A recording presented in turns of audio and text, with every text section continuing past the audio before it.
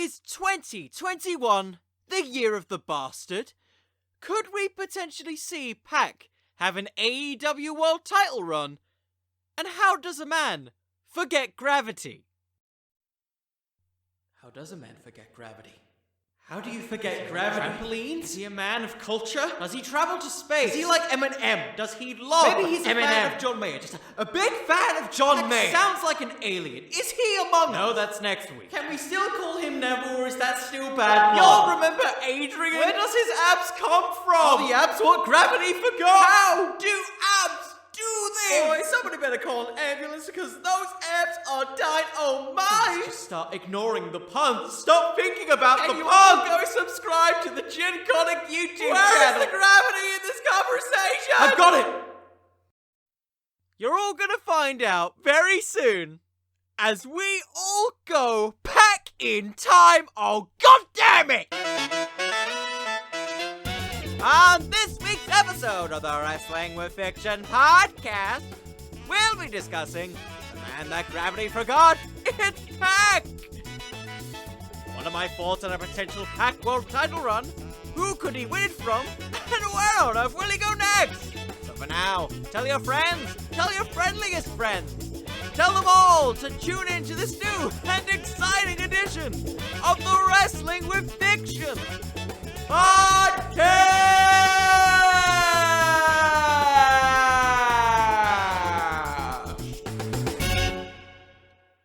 Ladies, gentlemen, and lady gentlemen, welcome to the Wrestling with Fiction podcast. And if this is your first time here, we did it, people! We're in 2021! We did it! We survived! I don't know how, but we did! And this week, we're talking about Pac, who is a true survivor. Cause goddamn, how do you get abs like that in quarantine? Can somebody tell me? Probably not. In all seriousness, the reason why this episode is even happening is because I realized with this whole hashtag trend that we had for hashtag AEW Top 10 when they'll bring up suggestions, I completely forgot to put Pac in there. And I feel so ashamed. Like, completely ashamed of this.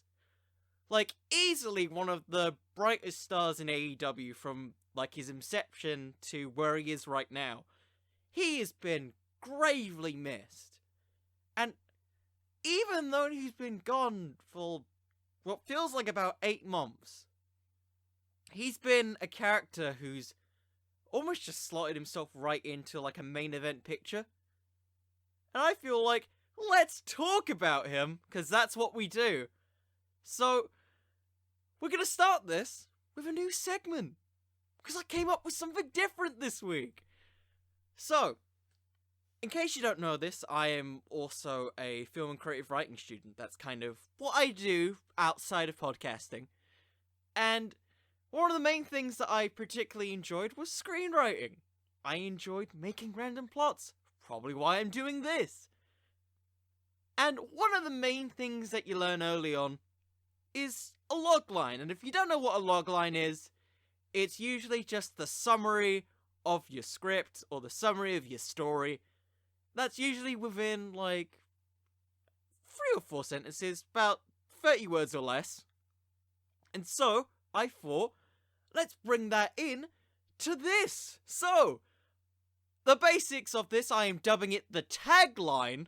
You see what I did there? In which it's going to be a 30-word or less summary of the wrestler of this week. And so we're starting this off with Pac.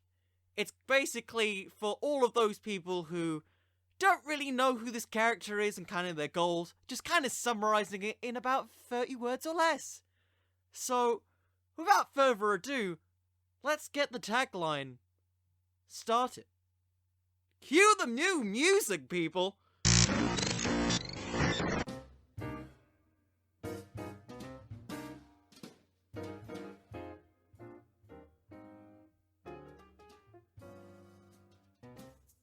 Right, so, as you already know, if you're a fan of wrestling, Pac is kind of an interesting case, coming from WWE to AEW, and also that Dragon Gate phase in between. But in order to best summarize his character, I feel that it's best to talk about how he's been wronged, to an extent. Well, at least from his perspective. And to really have that be an example of how it fuels his storyline ideas that I will hope to pitch. So, to summarize Pax Character, I've wrote simply, after slaying a one-winged angel in his debut, an obsessive, psychotic, British bastard rages against the machine when his success is ultimately ignored by management. The reason why I've summarized it in such a way is because with a logline, when you try and give it, you need to summarize the entire story. How this is going to happen, how is it not going to happen? And just give the character a general sense of direction. If you're a fan of Pac, you've seen him go from beating Kenny Omega to having a match with Orange Cassidy in which he was frustrated at the fact that this person was not taking him seriously, to eventually forming Death Triangle for the same motivations established in the logline. A character who feels that he's been neglected by management and not being given as many opportunities as AEW's Golden Boys, your John Moxleys, your Kenny Omegas, your Chris Jerichos. He doesn't have to be right. He just needs to have a reason. And it's for that reason, that was a very bad segue, that I kind of hope that would be the general direction of Pac's character. We're seeing it with Eddie Kingston. We're seeing it with various other characters who he's involved with. And hopefully this angle or idea is brought into his storylines going forward. So, do you have any taglines that you feel could have been better explained for the way that Pac is right now? Or do you think that it should be changed a bit? You can let me know on Twitter at Connor the Cooper, or you can let me know on Instagram at Wrestling with Fiction. And I don't think I should take you guys any longer. Let's pitch some more storylines for Pac. And the first one that I'm going to suggest is one where I think Pac is going to need to be more than just a bastard. He's going to need to be a real best bout machine.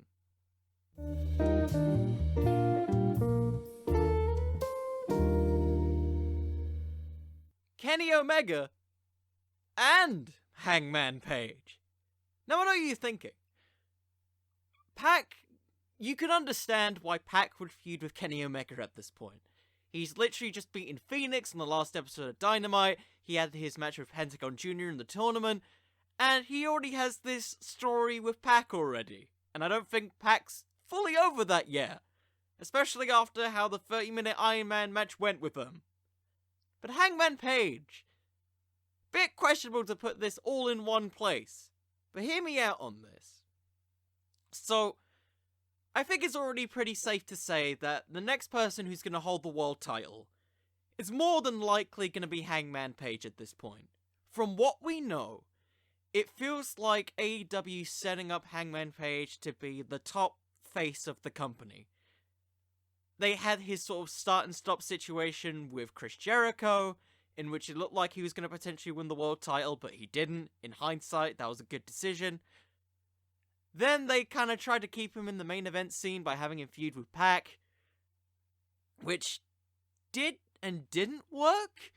It was only when he tag teamed with Kenny Omega he started to get over, but that's going on a whole other tangent. Everyone's talking about how Pac is, I don't know, he's so focused on the Eddie Kingston stuff, and he's also in this Kenny Omega feud bit. But everyone's talked about Hangman Page, talking about how he was going to be the first AEW champion. But people seem to forget the part where Pac came in. Holding the Dragon Gate championship, holding it up and saying, "I'm the champion, you don't deserve to lace my boots." And something really struck a chord with me with that.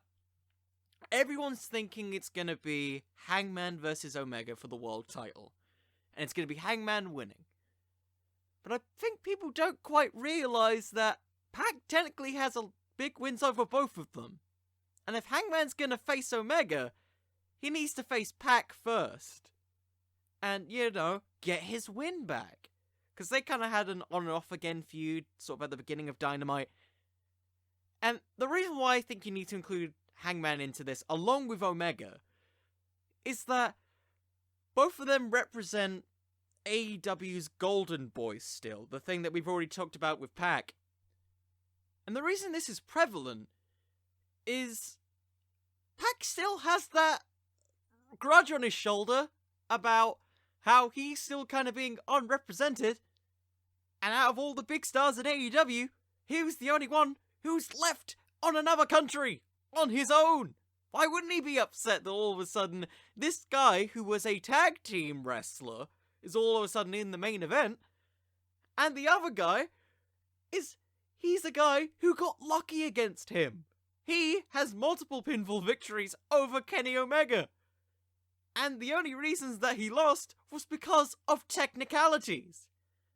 Many things that I could totally see Pac complaining to Tony Khan, and Tony Khan would probably say yes, because now he dislikes Omega. Plus the whole thing with Phoenix and Penta and his newfound friendship and Death Triangle. This could be the Tony Khan equivalent of introducing a lethal dose of poison to try and destroy AEW in order to rebuild it again. That type of thing. Because their stable is quite literally called Death Triangle. If there isn't going to be death in this type of thing, then I don't know why you named them Death Triangle. And maybe, for it, it's actually a metaphorical thing, so that it will destroy John Callis' whole invisible hand that he's had since his character's kind of been portrayed as that. You can build this whole story about how Pac is just chasing after Omega, and he's been held down by Tony Khan. Now he's being held down by Don Callis everywhere he goes just to chase after Omega. He knows that he can beat Omega. He's one of the very few in Justin Roberts' introductions who has beaten Omega in singles competition. And in singles competition, mind you, that has counted in AEW's record books. Not counting the Jon Moxley victory, the only singles losses that Kenny Omega's had in AEW has been against Chris Jericho and Pac himself. There is nobody else. Not Hangman, not Shima. Remember when he fought Shima? That whole tangent. So Pac technically does have a good vie for the world title. And you can build him up as beating former challengers like he's already having with Eddie Kingston. Maybe beating Joey Janela. I don't know, maybe he just wants to beat Joey Janela. And just beating up so many people so that Tony Khan has no choice but to give this man a title shot. I can see that happening. We've already got Pac already having a war with Eddie Kingston, and it looks like they might build something up with Archer. But it raises the question, should Pac actually win the world title? I think he should. If there's any character, if we're talking across the wide stage of WWE, AEW, and New Japan, all the other wrestling promotions, I feel like it's about time Pac gets his just due. He carried the cruiserweight division, in which I felt like he should have been a guy to do kind of what New Japan does when they do a junior versus heavyweight, like the world champion versus world champion type of stuff. I feel like Pac should have been doing that. I think he's totally evolved from being what he was in WWE. He carries himself like a star everywhere he goes. When he was first in AEW, I did not look away and think he didn't deserve to have a match with Jon Moxley or Chris Jericho, or just even be in that spot. AEW did a really good job of portraying Pac as a big deal when he signed. Even in his introduction with Hangman Page, holding the Openweight Dreamgate Championship. He's not in a suit. He's in his wrestling gear for some reason. Like, they wanted you to see this guy as a threat, regardless of size. Plus, if you're not going to have him have a trios belt with Death Triangle, I think you could do the whole have all the gold story, but with Death Triangle. Have Pac potentially be on the cusp of winning the world title. I think people have been clamoring for the Lucha Bros to win the tag titles still. That feels like a good fit. And maybe you don't want to win it with Kenny Omega, because he's having this big heel run right now, and I understand. This is where Hangman Page comes in. Remember the whole thing that I've mentioned earlier about the whole AEW rally that we had at the beginning?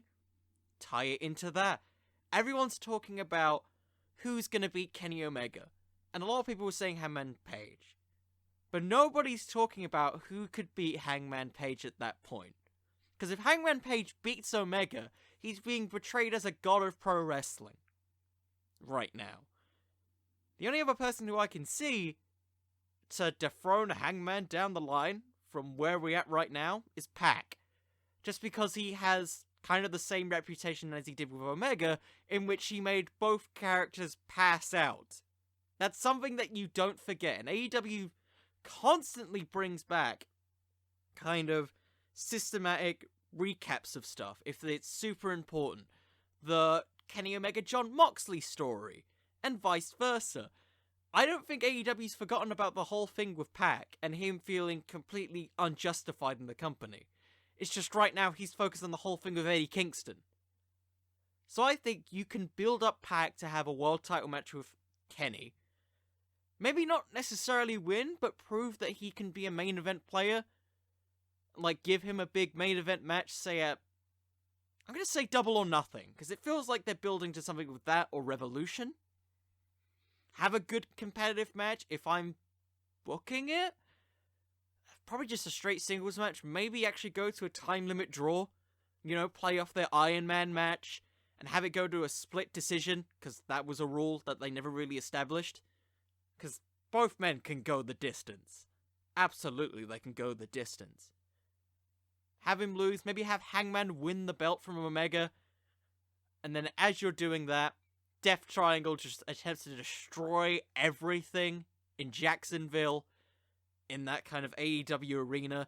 Maybe he even gives Tony Khan a bump. I don't know. Because they want to destroy everything and restart everything anew under the Death Triangle leadership. That's kind of a basic consensus. It's kind of my weird head wanting to factor in Pac, because I feel like he's eventually gonna snap as a character. Not that he hasn't snapped already, but to a point where it's like actually significant for the world title. Think kind of like Brody Lee when he won the TNT Championship, where he's portrayed as this big menacing leader. I feel like we're gonna get that with Pac at some point. So that's kind of the basis of that whole thing. So we've already talked about Pac now, potential world title run. So let's get to some other things, because I've talked about Death Triangle. I feel like if they want to destroy everything, they might need to do a little bit of FTW.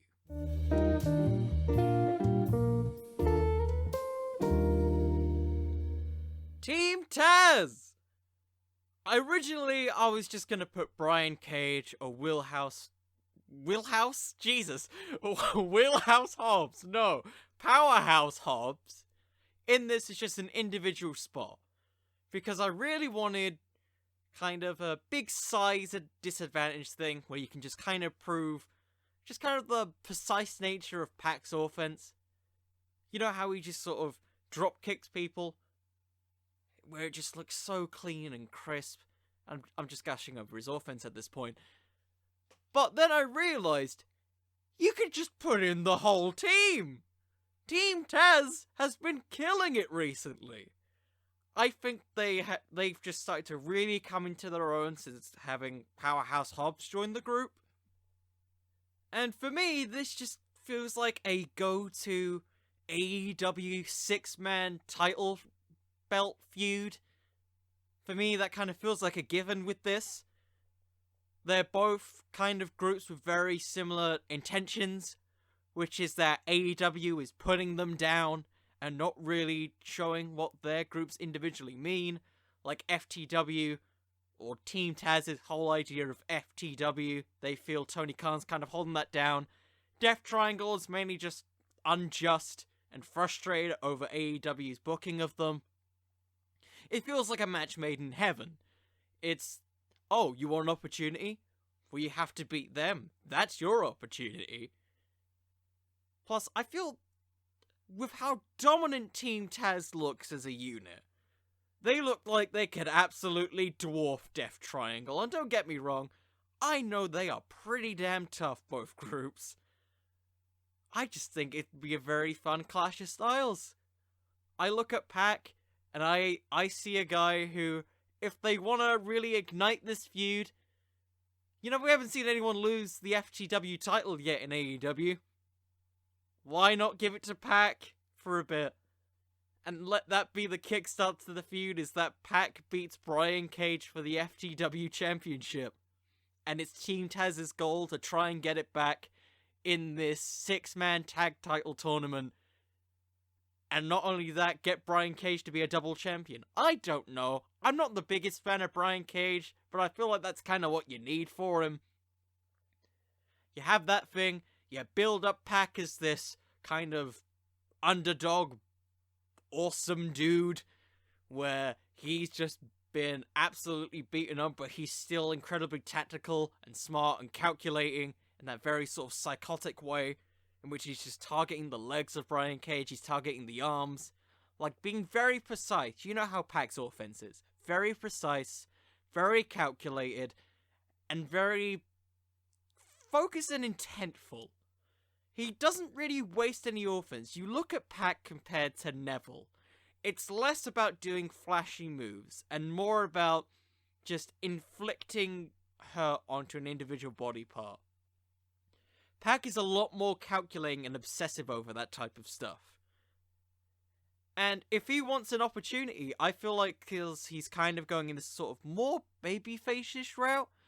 It does kind of feel like it would fit more if he was against sort of Team Taz's group. And just more particularly Brian Cage, I'll say. Just because of the sheer size of him. Like, they're already kind of telling that story with Darby Allin. I think likewise you can tell it with Pac. He's a smaller guy, but he carries himself like he's a superstar. I think presenting it in that context could be fun. Then if you throw in the trios titles, if AEW ever makes a trios titles, you got a really fun match that automatically raises the credibility of it. Because AEW loves its tag team wrestling. And I feel like emphasizing it by having these two teams be the initial leaders of the division can really help sort of expand kind of tag team wrestling in AEW. Especially how AEW is kind of this morally grey type of company, where you're not just a pure heel, you're not just a pure babyface, you can sometimes be in that in-between, which is the exact definition I could put both of these type of teams in, because they're both kind of morally in the right to some extent. Yes, I'm even including Team Taz in that respect. Yeah, I just kind of see that, because I feel like the main differences between Team Taz and Death Triangle is that it's weird. I think Death Triangle's intentions are a little bit more selfish in the way that theirs are all mainly focused about winning by any means necessary, whereas Team Taz is more about recognition of the brand of FTW. And I feel like that's kind of the great contrast you can put with them. And then if you add in sort of like the extra layers with it, say the story of like bigger guys versus smaller guys, which is a common thing in wrestling, I feel like you can get a really good, interesting sets of matches out of this. And you've got some great story to play off of with Pac, you know, trying to overcome the massive size disadvantages that Powerhouse Hobbs and Brian Cage present. You've also got the stuff with Ricky Starks. The promo battles between the two could be really fun, particularly from how, like, stoic and serious Pac's promos have become. And especially with the new sort of promo style he gets, where he gets these big, in-depth video packages that are almost inside his own psyche. You can just have that for, like, members of FTW, and he's just, like, battering each and every single one of them. Maybe it's almost like he's destroying the FTW belt. I don't know, I feel like that could be a fun little thing. You know, really build up those, like, pack video packages that he gets. And, you know, really emphasize it for particular wrestlers, kind of like what they did when he was returning to face Eddie Kingston. I think that could be fun. You know, you can do it where he's, like, destroying a replica of the FTW Championship to represent Brian Cage. He's destroying a singlet that's meant to be, like, Powerhouse Hobbs. Then he got the Ricky Starks one, and it's just a portrait of The Rock with Ricky's face on it. Because people say he looks like The Rock. I don't know. I think that could be fun. Plus, you got all the other people in Death Triangle in there. I think they would be really cool, like, counters with Brian Cage. Maybe see Brian Cage bust out an enziguri, and Phoenix bounces off the ropes, and somehow does... I don't know what Phoenix does. He's the definition of a creator wrestler gone insane with the freaking offense he does. And you got Pentagon with a great sense of charisma. That's just where I'm thinking. I think that could just be a very fun, just knockout, drag-out feud in which they just beat the living S-word out of each other. Yeah, that's kind of it. So moving on from that, we have one that's more focused on Pac and not just a generalization. And it's on someone who really is leading a section of the Dark Order.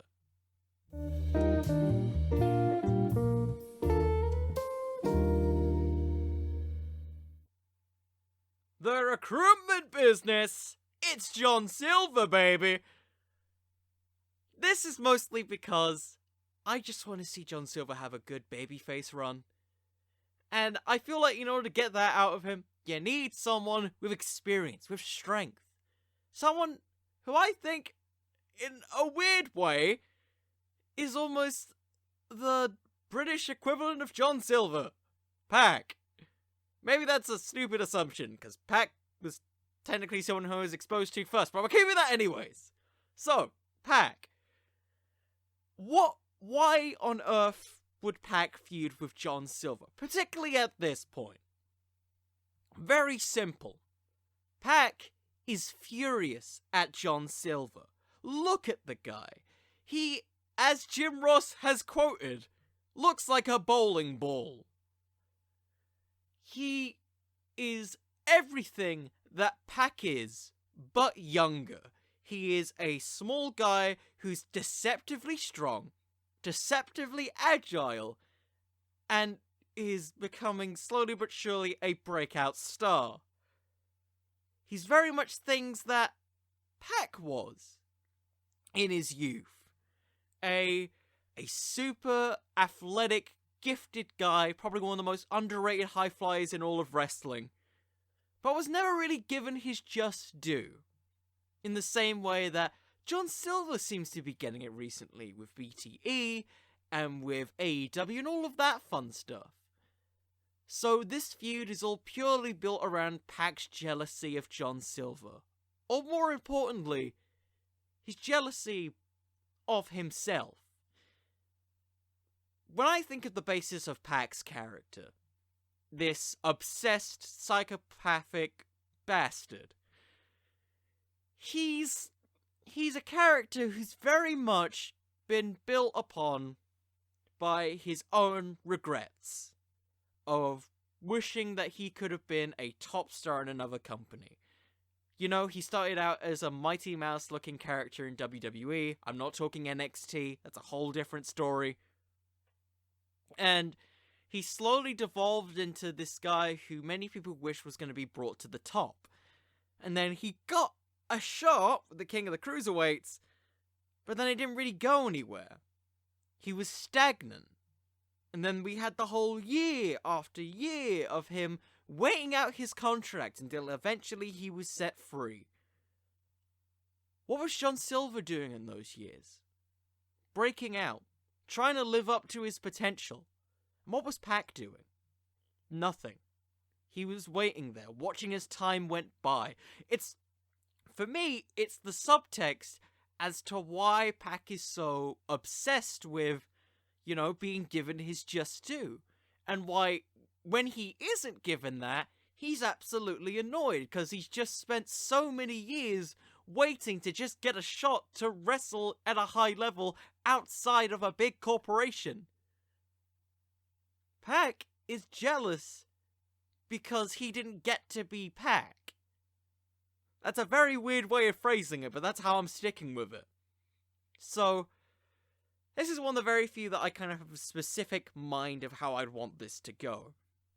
You start off with a 6-man tag match, Pac and Death Triangle facing off against the Dark Order. I'd say John Silver, Alex Reynolds, Stu Grayson, because I think he's super underrated. And you have this quick little exchange with John Silver and Pac, and you just sees all of the John Silver isms, the Johnny Hungy, the tag team moves that he has with Reynolds. And he walks straight up to him, and he slaps him in the face. Because he says, "Why are you getting over? You're a joke." Maybe he won't say it in that specific way, but that's kind of the basis of what I want him to get across. They have a match. I'd say Death Triangle wins via shenanigans, because they can do that.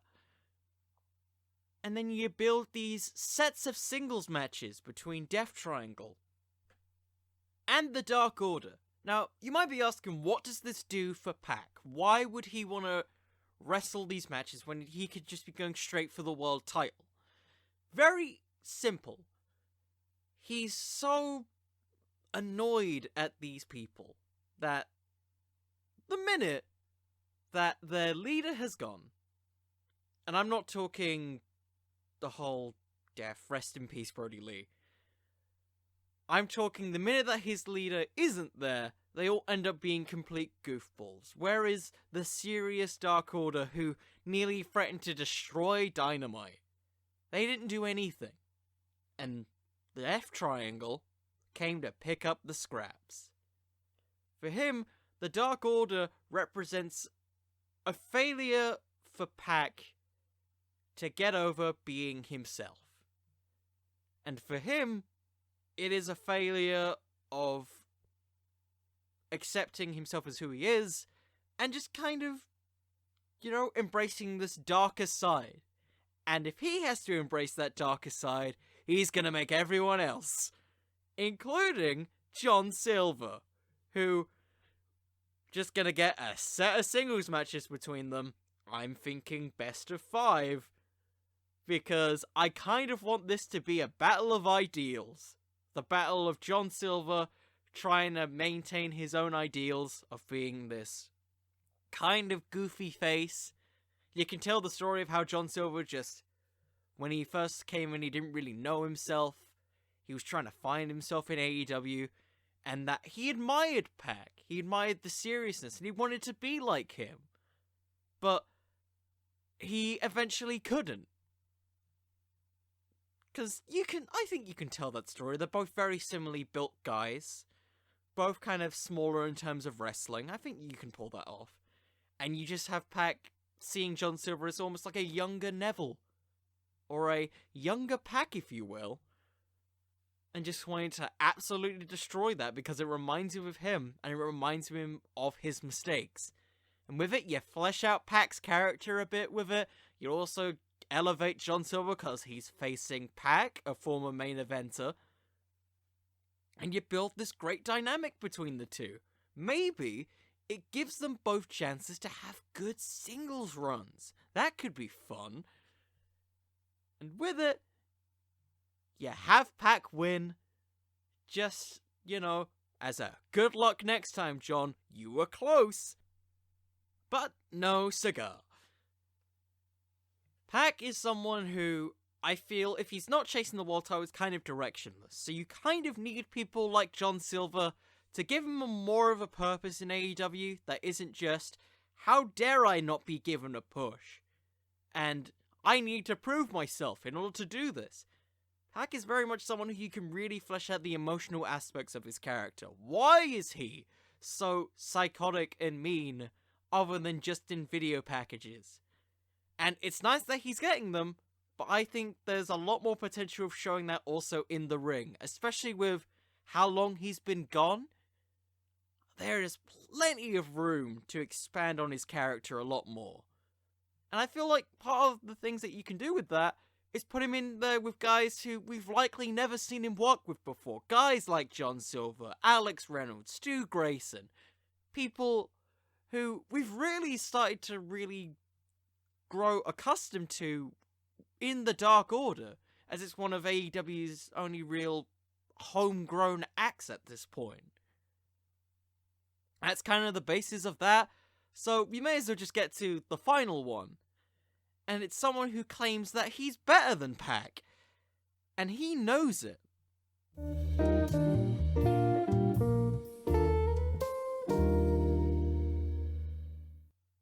MJF!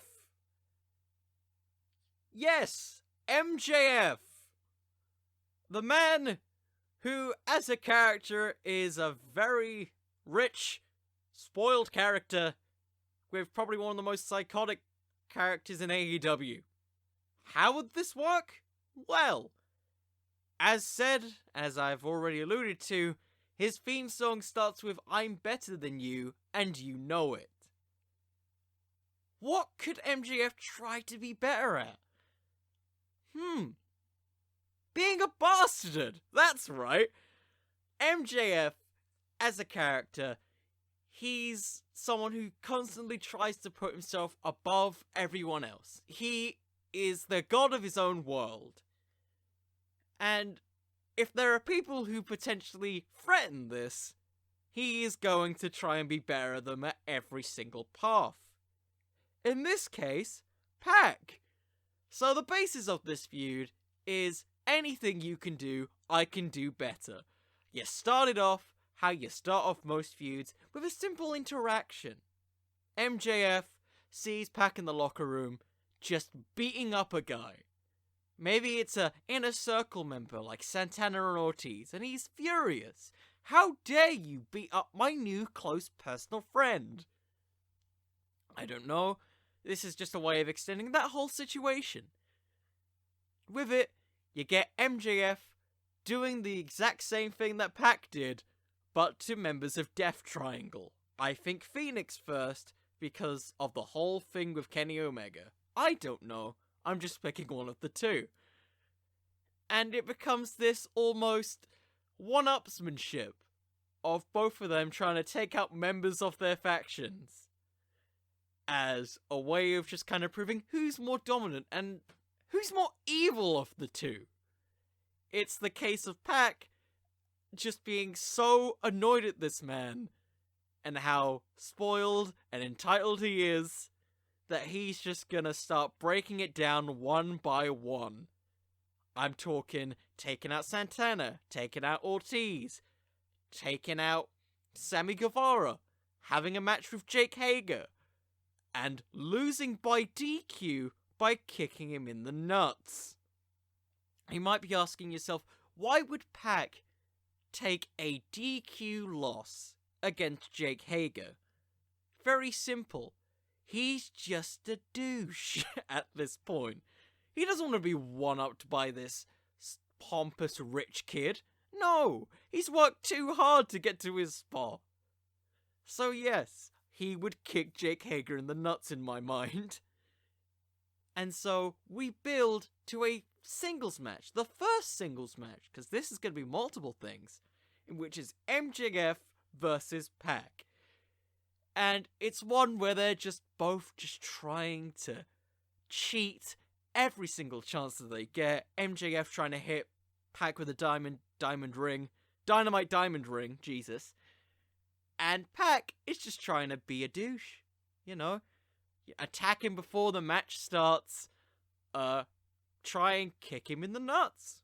He's gonna be the new king of nut style in the words of Shinsuke Nakamura. And so on and so forth, and at a point where both of them get themselves a double DQ. Now I know what you're saying.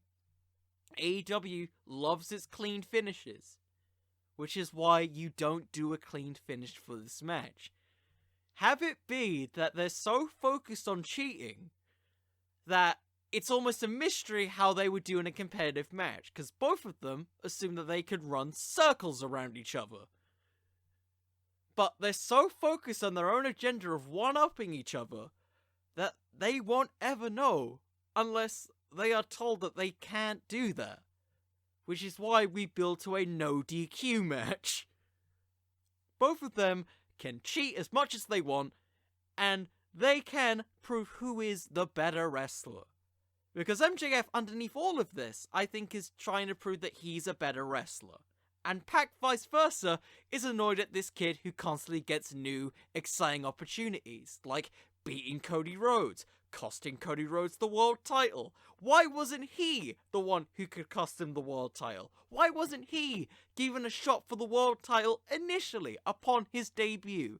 And why on earth was he forced to have several matches with Hangman Page when he should have been facing the world title? In case you're wondering, I really want Pac to win the world title. In all seriousness, I alluded to this at the beginning of the podcast. I talked about how I believe that this could be the year for Pac. And part of that is because he wasn't there for much of 2020. We have so many fresh matchups that you could put him in.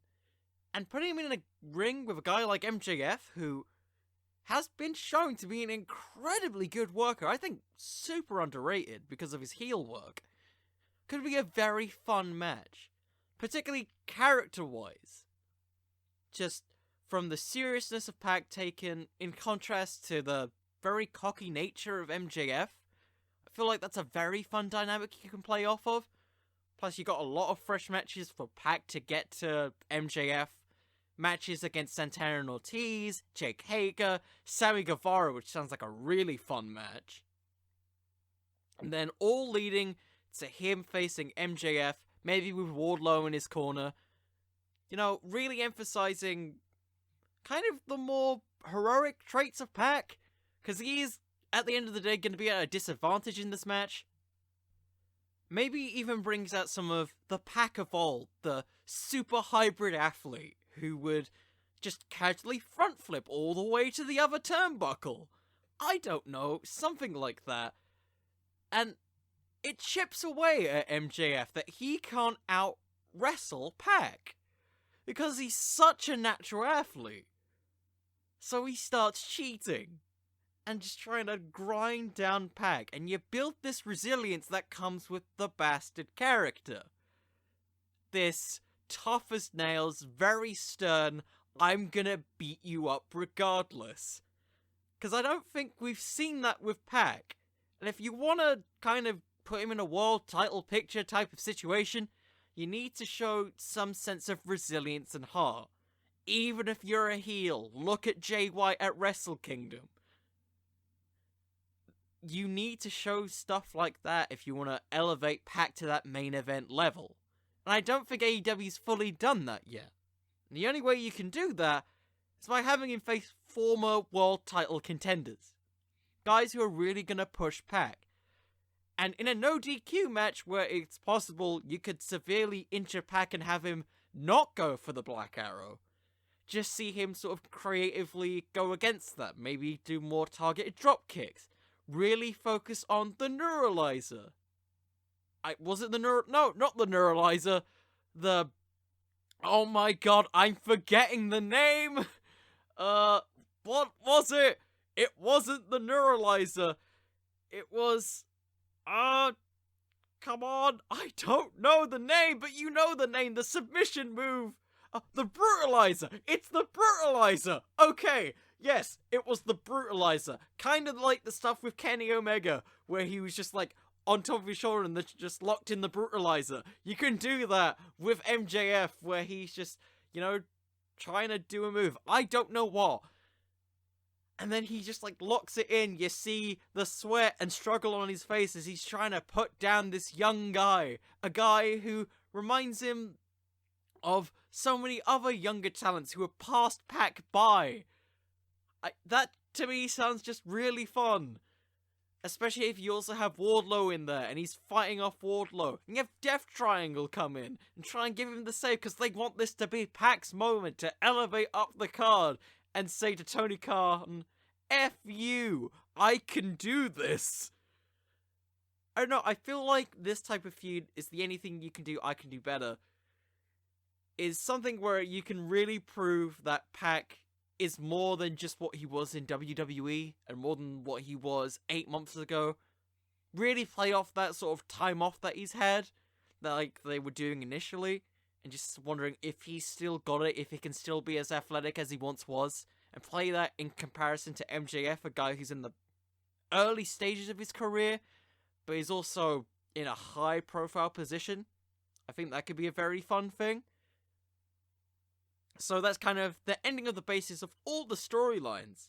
So, to close things out, I like to do something that's usually a little bit odd for my Wrestlers of the Week. And it's a segment I like to call Fantasy Fumble. Now, if you've never seen Fantasy Fumble before, it's the segment of the podcast where I try and give the weirdest or wackiest storyline I can come up with, and present it in me quite literally panicking, because it's always improvised. So, if you want to stick around, stick around. If you don't, well, enjoy your day. I'm sure you've done a lovely thing today. So, without further ado, Fantasy Fumble will begin in 3, 2, 1, Fumble. Let the dumpster fire begin!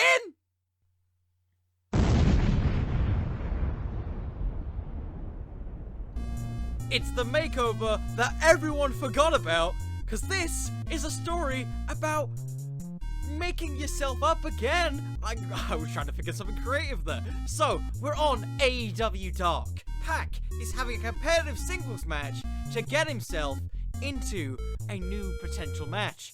And, as this is happening, we have Peter Avalon at ringside. Pretty Peter Avalon, looking for his Pretty Peter Pageant Invitational. I believe that's what it was. And he's there, he's watching, he's content, and he's there admiring Griff Garrison. Of course he is, because Pac is in a match with Griff Garrison, and he blocks in the Brutalizer, and he wins. But Peter Avalon comes along. Rather than passing a photo of himself to Griff, he passes it to Pac, with the words, "Call me," written on the back. Nothing comes of it. In a couple more weeks, we see Pac just exploring the locker room, seeing more signs of Peter Avalon being presented up there for the pageant. And then Peter Avalon comes to him, and he says, "You remind me of a younger me, Pac. And from my own experience, I know that anyone can be pretty like Peter." And so the weeks go on. We have Pac in more matches in AEW Dark. Peter passing him more Pretty Peter Invitational portraits. There we go. That's a lot of alliteration. So we continue on with that. We build it. Then he confronts him again, reminding him of his WWE past, his time with The Miz, a man who was trying to give him a makeover, and seeing how that rejection has led Pac to a make-under. So, throughout the weeks, we have Peter Avalon trying to give Pac a makeover, getting scissors out, say like Brutus the Barber Beefcake, trying to cut his hair, and Pac moving out of the way, drop-kicking him, moving, running, because he doesn't want his hair to be ruined. Next week, he brings out a beard trimmer, tries to get it, and he gets a chunk of Pac's hair, inadvertently. So the weeks go on. Pac is now pissed. He's after Pretty Peter. Throughout all of AEW Dark, he is sprinting, trying to find this man who took some of his precious beard. Then he sees him, having a wine and dine on being the elite. To himself, and to the hair of Pac. Because he knows that by little, he's gonna make Pac Pretty Peter Pac. Over the course of more and more time, we see this progress. Little bits of hair taken off little by little, and we start to see Pac have a little bit of a change of appearance a bit. A little bit of brighter colours in his gear. He's kind of turning back into Neville. And of course, Pac denies this. He's still got the tired eyes. He doesn't want this. And so he confronts Peter, and the intentions that he has. And all that Peter says is, "You're pretty now, Pac, but you'll never be Peter." And he rips the photo of Pac in half. All of the hard work that he put in, rejected. And Pac, finally getting memories back of Neville, is pissed. We build to a match on AEW Dark. It's Pac versus Peter Avalon in a hair versus hair match. Peter Avalon building it up as if I can't make you pretty, nobody can see you pretty.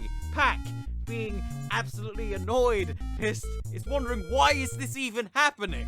And so they have their match. Peter Avalon, Pac, intense singles match. Only one can survive. Only one will have a hair of a chance in this bout. And yes, Pac squashes him in about 5 seconds. Black Arrow, Brutalizer, and it's done. So that is the end of our tale. Pac, with the clippers, shaves Peter Avalon's head, shaves the mustache. He is Pretty Peter no more. And Pac, at the end of the day, in every way, is still a bastard. Honestly, that was probably the best bit of random improvised booking I've ever done. I actually kind of want to see that now. You know, just that little peek of like, Pac just realizing, oh no, I'm Neville. No! And then just have Peter Avalon just have this whole like shrine dedicated to Pac and his old WWE incarnation. You know, those like very small scenes he had with The Miz where it's like, I'm gonna give you a makeover, Pac. It's stupid, but as an AEW Dark feud, I'd kind of want to see that. So, yeah, that's the end of this podcast. Weird way to start 2021.